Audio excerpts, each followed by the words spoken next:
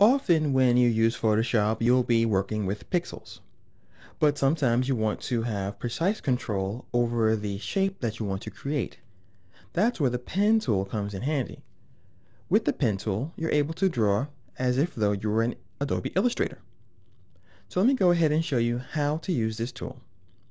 First of all, it doesn't work like the brush tool or even the pencil tool, whereas I can click on the brush and then click in the canvas and paint. If I grab the pen and I click and try to move my mouse to draw, I'm simply manipulating these handles that are connected to this point here. When you draw with the pen tool, you're not drawing with pixels anymore. You are now drawing with vectors, the same thing you find in Illustrator.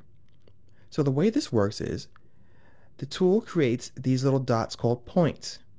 And when you have more than one point, you have something called a path. So here's one point, and I'll move my mouse over here and I'll click. Now I have this path. This is what prints out, not this handle. The handle is used to control the path, but I'll talk more about that later on when we talk about how to edit these curves. Alright, so I'm going to undo, and I'm going to start from scratch. The pen tool creates straight lines as well as curves. To create a straight line, you simply use the tool and you click, move your mouse, click, move your mouse, like so. Click. And in my case, I'm using a Wacom tablet, so I'm lifting my stylus or the digital pen away from the tablet. Now moving my mouse over here, and I'll click again. This is a straight line.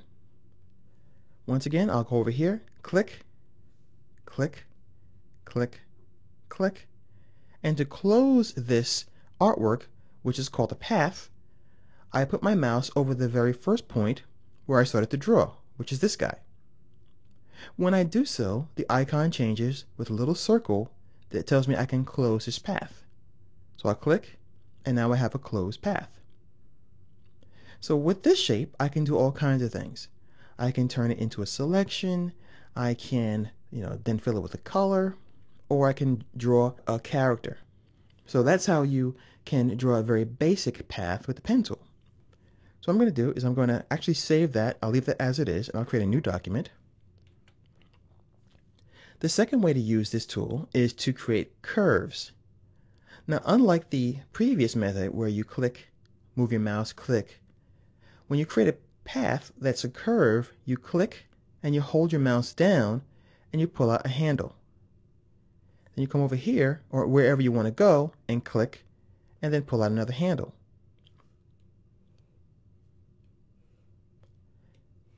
So how does this work exactly? Once again, I'll create a brand new document so we can study this.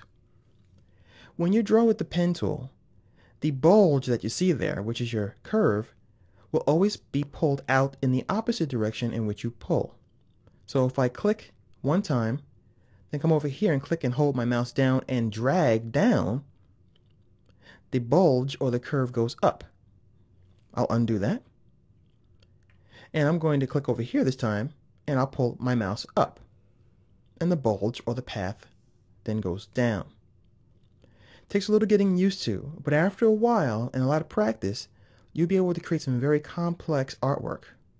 So that's how we can create some basic shapes with the pen tool. Next, we'll talk about how to edit those paths by adding points and deleting them, and also how to convert them.